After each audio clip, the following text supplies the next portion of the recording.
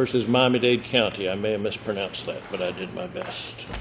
Thank you, Judge. May it please the Court, Mark Berkowitz on behalf of the appellant, Mr. Gaberlavage.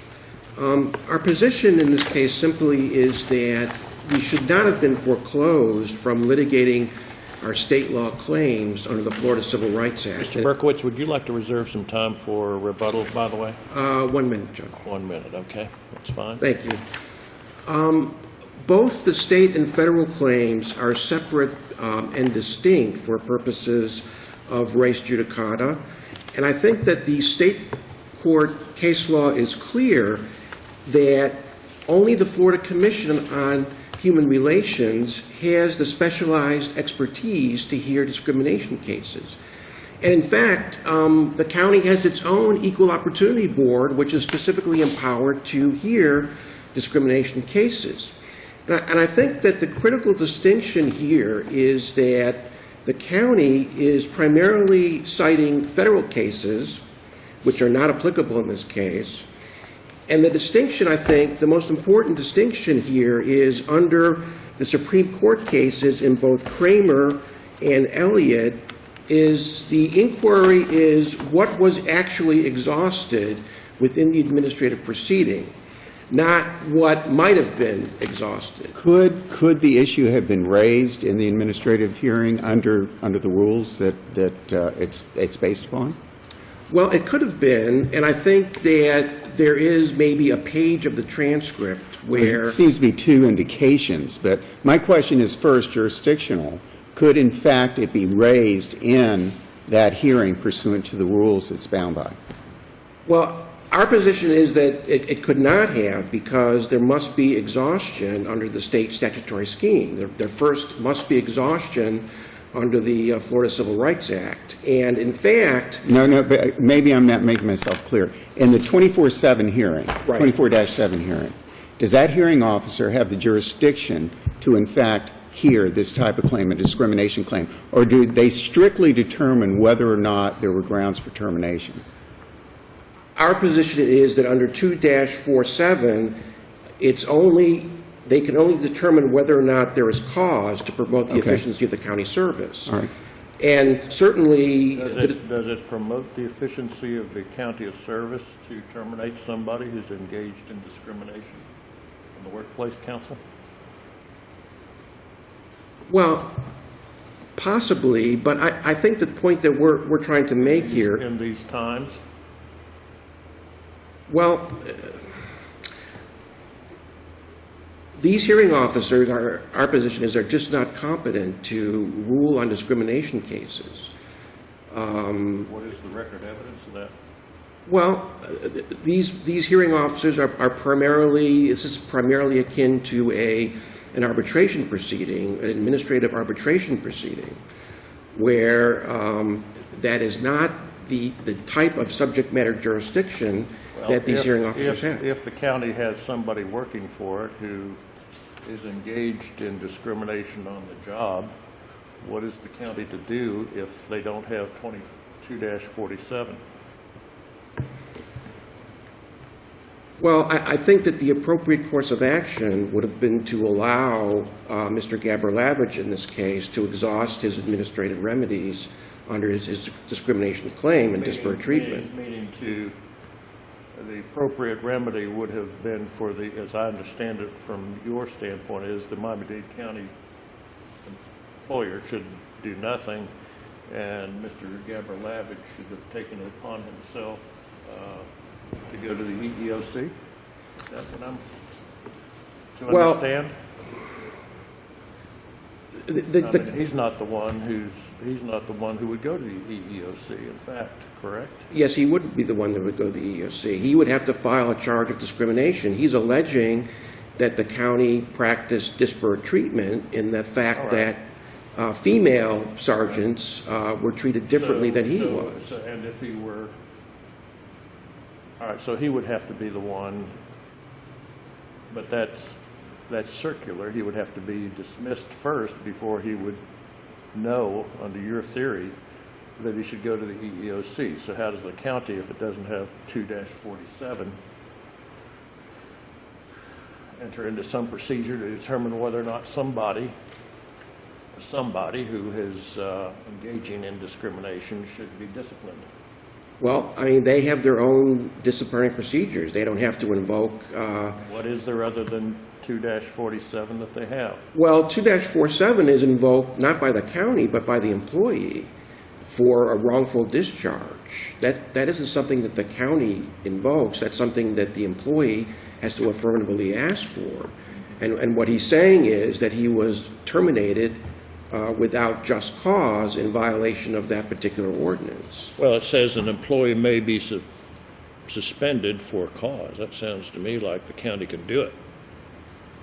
Well, the county can do it, but Gaberlavage was not the one who was committing the discrimination. He was allegedly not doing his job properly by not apprehending an inmate in the health services office. The charge was incompetence in the job, so that's why they were moving to terminate him. Your basic position is whether or not there's a cause of action, whether or not discrimination falls within 2-47. As I understand, your Correct. true position is that it was not tried, if you will, in the administrative proceeding, and accordingly, there's no res judicata. Correct. Was collateral estoppel raised in this case below? I don't believe it was. I think res judicata was raised below. And I don't think that either doctrine is applicable here because there was no final judgment on the merits below with regard to the discrimination claim. There is no identity of claims in the proceeding. The claims are entirely different. Discrimination is completely different from the claim under the wrongful discharge and just or proper cause. If the discrimination claim had been tried in the administrative proceeding, could Mr. Gaberlavage have obtained the same remedies as he might in a circuit court action? No, the remedies in circuit court would be different under the Florida Civil Rights Act. And in fact, under the Florida Civil Rights Act... How would they differ from what would be available to him in an administrative action? Well, under the administrative... Go ahead. I'm sorry. Under the administrative action, he would just get back pay and reinstatement. That would be the extent of his remedy. But under the Florida Civil Rights Act, he would get, in addition to back pay, he would also get front pay and compensatory damages. So for purposes of either res judicata or collateral estoppel, there is no identity of claims or causes of action with regard to... So there's potentially two flaws in the appeal before us. One is arguably identity of causes of action, and the other is identity of things sued for. Would that be your position? And in addition to that, our position is also that there cannot be any res judicata effect because the discrimination complaint did not arise until after he was already terminated. In fact, he filed the charge in May of 2007, and the charge would not have been ripe for adjudication in circuit court until the end of 2007. So we have different tracks as to when these various claims are actually ripe for adjudication. When you look at the 2 pages of transcript in the administrative proceeding, in which there's an exploration of disparate treatment or possible disparate treatment, what's your explanation for why that doesn't amount to an actual litigation of that issue? Well, it was insufficient as by itself because it was de minimis and it was just a cursory kind of examination. The disparate treatment issues were much more complex than something that is just a page or so in the administrative record. Well, it's a person of a different gender who received only a suspension in contrast to your client. Correct. There was no adjudication on the merits, and the other distinction is that the Florida legislature has enunciated a very distinct and separate statutory scheme for exhausting discrimination claims, and that's the Florida Commission on Human Relations.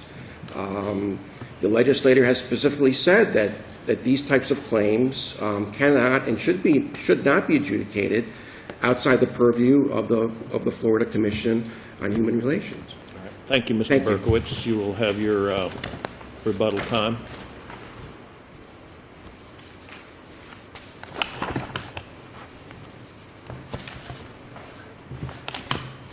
May it please the Court, Bill Candela, Assistant County Attorney on behalf of Miami-Dade County. I'd like to answer directly your question, Your Honor, as to whether or not they could have raised the discrimination issue at the civil service, the 247 hearing where Mr. Gaberlavage challenged his termination. The answer to that is absolutely yes. He can, and he did.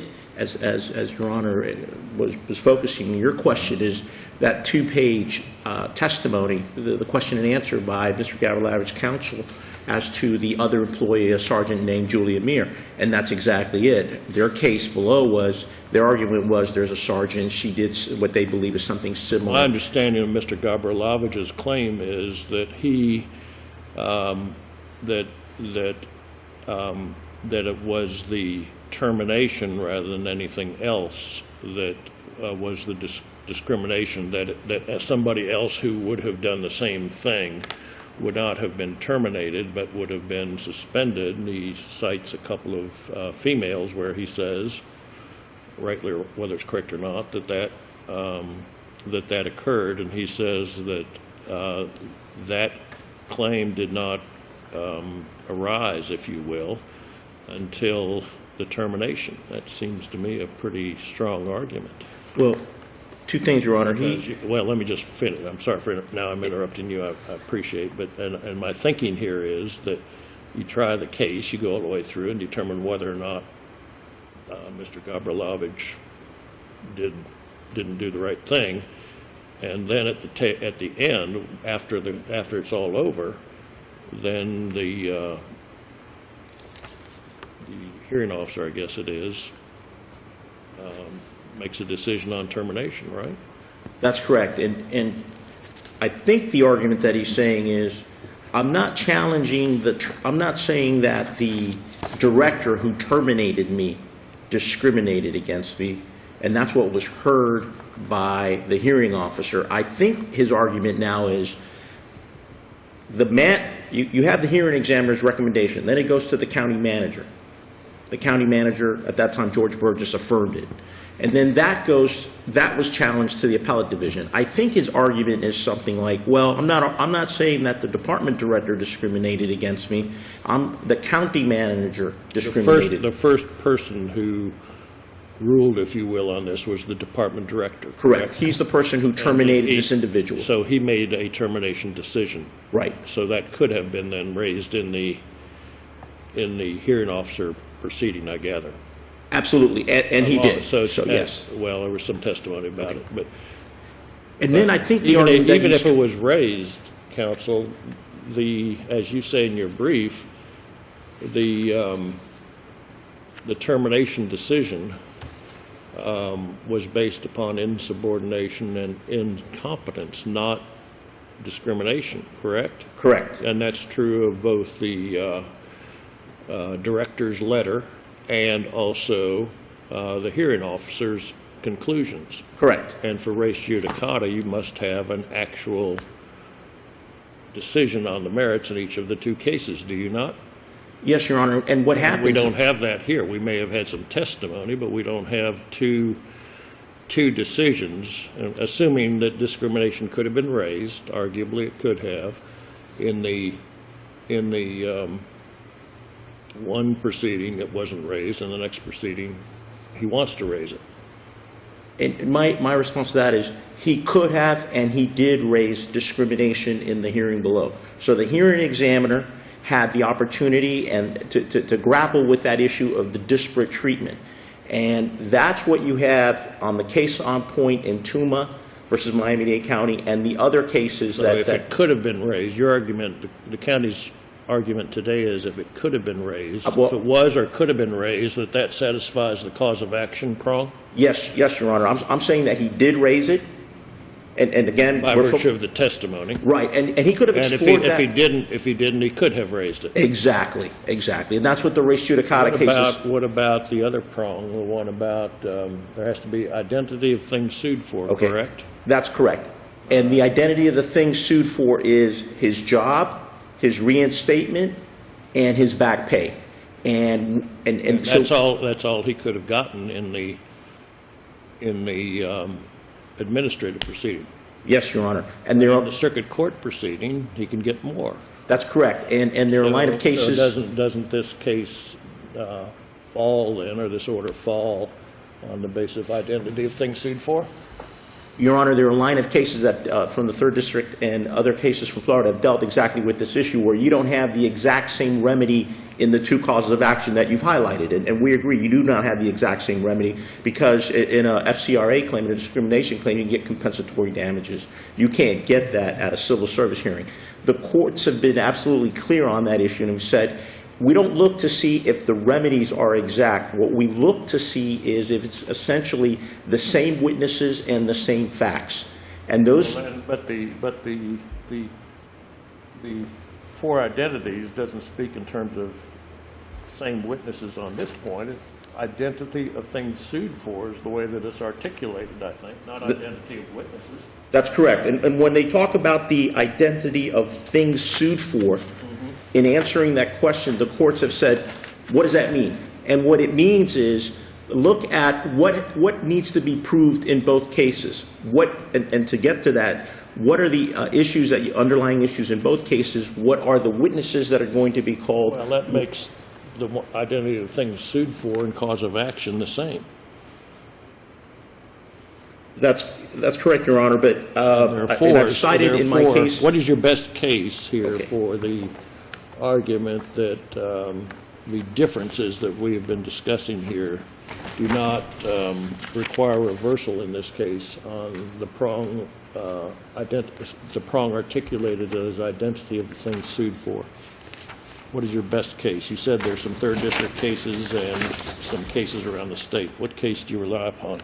Your Honor, I'm going to cite Albrecht versus State, and there's another case. Albrecht, you say? Yes, Your Honor, and I'm also going to rely on, if I could have 1 second.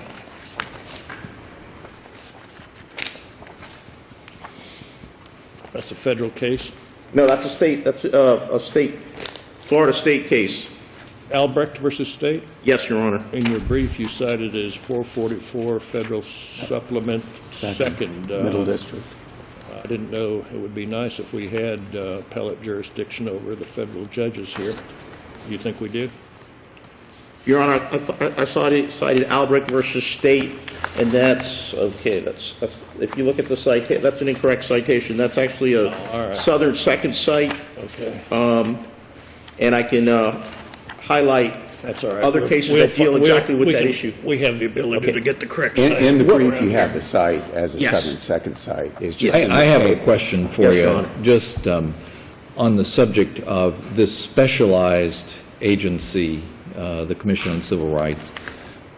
What do you say to his argument that that's the proper place to plead, establish, assert, and litigate a discrimination claim, that it's a particularized kind of claim, and here it's almost a glancing blow. It's raised in some questioning. It may not have been pled with specificity. There may not have been discovery about how other similarly situated persons were treated. What do you say to that? Your Honor, when you look at the legislative history of the Florida Civil Rights Act, there's nothing that precludes res judicata, and there's nothing special about that underlying process through the Florida Commission on Human Relations. That argument has been rejected in the United States Supreme Court in Kremer, and those decisions. Well, your argument is that it's an analog to the EEOC. That's correct. And that's why we should treat those comparably. That's correct, Your Honor. And so you would say that the termination process and the city's process can coexist, that they can work concurrently, that they're not mutually exclusive. Absolutely, Your Honor. And I do want to highlight that the issues that you've raised, we've had 6 by my count, 6 cases, 6 courts that have reviewed this issue. And they've all come out squarely on the county side, and the last one being Tuma versus Miami-Dade County. And this one raised some of the same arguments that you've heard today, and they've been rejected, and this is by the district court here, the Southern District. But all of the 6 cases all say the same thing. The Tuma citation is correct? I'm sorry? The Tuma Yes, Your citation Honor. is correct? That's for the Southern District of Florida. That's correct. And all of those cases say the same thing. Once you brought it up in that quasi-administrative hearing, and then you took the second step, which is to take it to the appellate division of the circuit court, with the decision that comes out of there, you're dealt that res judicata effect. The point being, you didn't have to take that. So if you don't seek your rights to appeal the administrative action, you wouldn't be here? That's absolutely right. If this employee had not. That seems sort of counter to the American way. Well, Your Honor, what's happening here is now you have a state court judgment. You're having that second layer. You're having a review by a 3-court panel, reviewing to make sure that what happened below, that quasi-administrative decision, that was handled right, that there was competent substantial. Not appellate review, not appellate review, certiorari review. Well, in this case, it is appellate review. I mean, in that, it's by the appellate division of the circuit court. They look to see if there's competent substantial evidence and if there's been due process. Once you have that. And a departure from the essential requirements. And the departure from the essential elements of law. Once you have that, and that's the key, if he had not appealed it, we would not be here, because then it would be an unreviewed administrative decision. And that's the key, and that's what those cases rely on. That's the difference. And that's the difference why that the trial court found and ruled in the county's favor. Thank you so much. Counsel. Thank you very much. Mr. Berkowitz, I think you said you wanted 1 minute? Yes, Judge, thank you. I just want to emphasize that the claim of issue preclusion only applies when there is a judgment on the merits, the same cause of action, and there are some third district cases that I cited in the brief, identity of the cause of action, identity or quality of capacity against the person against who the claim is made. And we don't have those 4 elements here. It's Gold versus Banker, 840 Southern 2nd, I'm sorry, that's the 4th DC. The 3rd DCA case is Gomez-Ortega versus Dorton, 670 Southern 2nd, 1107. The Florida courts have been extremely clear, as we cited in our brief, that the state claim is not ripe for adjudication until you have exhaustion of your administrative remedies with the Florida Civil Rights Act. They're talking about federal claims. They're talking about the Southern District of Florida. The Florida Civil Rights Act is not merely an analog. It's not really an appendage to federal law. It is separate and distinct. And for that reason, we have a separate and a distinct cause of action under state law, which was not exhausted and which we should be able to pursue. It's a different right, different remedies in state court. Thank you. Thank you. Counsel will be adjourned. Thank you. All right.